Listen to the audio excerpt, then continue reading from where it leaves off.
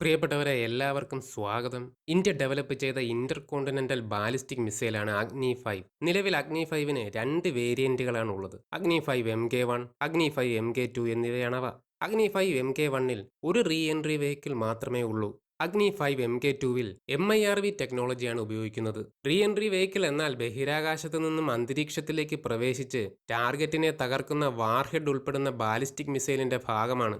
ഇത്തരത്തിൽ ഒന്നിലധികം re entry vehicle ഉപയോഗിക്കുന്ന ബാലിസ്റ്റിക് മിസൈൽ ടെക്നോളജിയാണ് MIRV ടെക്നോളജി. അഗ്നി 5 MK2 MIRV ടെക്നോളജി ഉപയോഗിക്കുന്നുണ്ട്. അഗ്നി 5 MK1-നേക്കാൾ അഡ്വാൻസ്ഡ് ആണ് അഗ്നി 5 MK2. അഗ്നി 5 MK2-വിന് MK1-നേക്കാൾ ഭാരവും കുറവാണ്. കോമ്പസൈറ്റ് മെറ്റീരിയലുകൾ ഉപയോഗിക്കുന്നത് കൊണ്ടാണ് ഭാരക്കുറവ്. കൂടുതൽ റേഞ്ച് അഗ്നി 5 MK2-വിനുണ്ട് എന്നും കരുതപ്പെടുന്നു. ഇത്തരത്തിൽ വളരെ അഡ്വാൻസ്ഡ് ആയിട്ടുള്ള ഒരു മിസൈലാണ് അഗ്നി 5. അഗ്നി 5-നെ ബേസ് ചെയ്ത് DRDO ഒരു പുതിയ മിസൈൽ നിർമ്മിക്കുകയാണെന്നുള്ള വിവരങ്ങളാണ് നമ്മുടെ മുന്നിലെത്തിയിരിക്കുന്നത്. ഇവ ശരിയാണോ എന്ന് 100% ഉറപ്പില്ല, എങ്കിലും ഇത് ശരിയാകുവാനാണ് സാധ്യത. ഈ മിസൈലിന്റെ പ്രിലിമിനറി ഡെവലപ്മെന്റ് DRDO ആരംഭിച്ചു കഴിഞ്ഞു. ഇതിന്റെ ഏറ്റവും വലിയ പ്രത്യേകത ഇതിന്റെ വാർഹെഡ് ആണ്. 7.5 ടൺ ആയിരിക്കും ഇതിന്റെ വാർഹെഡ് എന്ന് കരുതപ്പെടുന്നു. ഇതിന്റെ റേഞ്ച് 2000 മുതൽ 2500 കിലോമീറ്റർ വരെ ആയിരിക്കും. ബേസ് വേരിയന്റ് അഗ്നി 5-ന് 3 ടൺ വാർഹെഡ് മാത്രമേ വഹിക്കുവാൻ സാധിക്കുകയുള്ളൂ എന്നോർക്കണം.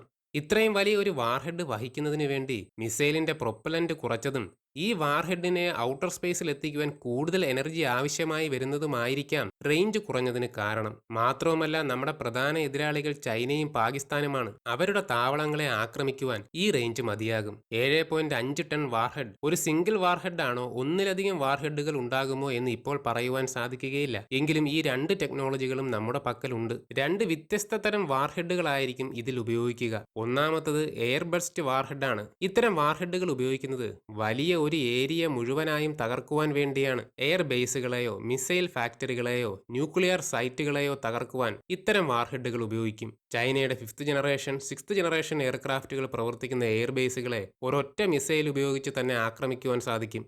ഒറ്റ മിസൈലിന്റെ ആക്രമണം കൊണ്ട് തന്നെ എയർക്രാഫ്റ്റുകൾ ഉൾപ്പെടെയുള്ളവയെ തകർക്കുവാൻ സാധിക്കും. രണ്ടാമത്തെ വാർഹെഡാണ് ബങ്കർ ബസ്റ്റർ വാർഹെഡ്. ഭൂമിക്കടിയിൽ വളരെ താഴ്ചയിൽ നിർമ്മിച്ചിരിക്കുന്ന സൈനിക താവളങ്ങളെയും ന്യൂക്ലിയർ ഫെസിലിറ്റി പോലുള്ള തന്ത്രപ്രധാന മേഖലകളെയും തകർക്കുവാനാണ് ഇത്തരം വാർഹെഡുകൾ ഉപയോഗിക്കുന്നത്. 80 മുതൽ 100 മീറ്റർ വരെ താഴ്ചയിൽ നിർമ്മിച്ചിരിക്കുന്ന ഇൻഫ്രാസ്ട്രക്ചറിനെ തകർക്കുവാൻ ഇവയ്ക്ക് കഴിയും. ഇന്ത്യയെ സംബന്ധിച്ച് ഇത് വളരെ ഇമ്പോർട്ടന്റ് ആയിട്ടുള്ള ഒരു കേപ്പബിലിറ്റിയാണ്. പാകിസ്ഥാൻ സ്ഥിരമായി ഞങ്ങൾ ന്യൂക്ലിയർ വെപ്പൺ ഇന്ത്യക്ക് നേരെ പ്രയോഗിക്കുമെന്ന് ഭീഷണി മുഴക്കുന്നുണ്ട്. ഇത്തരമൊരു ന്യൂക്ലിയർ ആക്രമണം ഉണ്ടാകുവാൻ സാധ്യത ഉണ്ട് എന്ന് തോന്നുന്ന നിമിഷം തന്നെ പാകിസ്ഥാന്റെ ന്യൂക്ലിയർ സൈറ്റുകൾ ഈ മിസൈലുകൾ ഉപയോഗിച്ച് തകർക്കണം. അതിനുവേണ്ടി തന്നെ ആയിരിക്കണം ഈ മിസൈൽ നിർമ്മിക്കുന്നത്. ഇറാന്റെ അണ്ടർഗ്രൗണ്ട് ന്യൂക്ലിയർ ഫെസിലിറ്റി അമേരിക്ക അവരുടെ GBU-57 മാസീവ് ഓർഡിനൻസ് പെനിട്രേറ്റർ ബോംബുകൾ ഉപയോഗിച്ച് കഴിഞ്ഞ ദിവസം ആക്രമിച്ചിരുന്നു. ഈ ബോംബിന് 60 മീറ്റർ വരെ ഭൂമിക്കടിയിലേക്ക് പെനിട്രേറ്റ് ചെയ്തു പോകുവാൻ സാധിക്കും. 13,600 കിലോഗ്രാം അഥവാ 13.6 ടൺ ആണ് ഇതിന്റെ ഭാരം. അമേരിക്കയുടെ B2 സ്പിരിറ്റ് സ്റ്റെൽത്ത് ബോംബറാണ്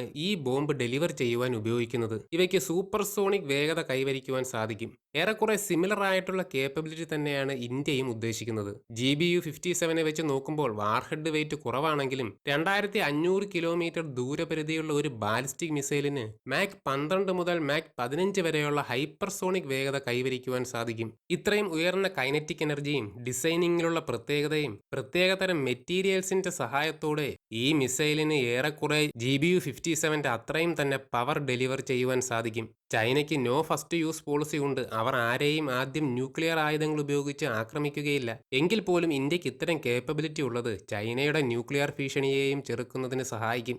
ഈ കേപ്പബിലിറ്റി ഇന്ത്യ മുൻപേ തന്നെ ഡെവലപ്പ് ചെയ്യേണ്ടതായിരുന്നു. ഇപ്പോഴെങ്കിലും ഡെവലപ്പ് ചെയ്യുവാൻ ആരംഭിച്ചത് നല്ല കാര്യം തന്നെ. പാകിസ്ഥാന്റെ ആണവയുദ്ധ ഭീഷണി ഒഴിവാക്കുവാൻ ഈ മിസൈൽ സഹായിക്കും. പ്രിയപ്പെട്ടവരെ, ഇത്രയും വിവരങ്ങൾ വ്യക്തമായി എന്ന് കരുതുന്നു. എല്ലാവരും ലൈക്ക് ചെയ്യുക, ഷെയർ ചെയ്യുക, സബ്സ്ക്രൈബ് ചെയ്യുക. ജയ് ഹിന്ദ്.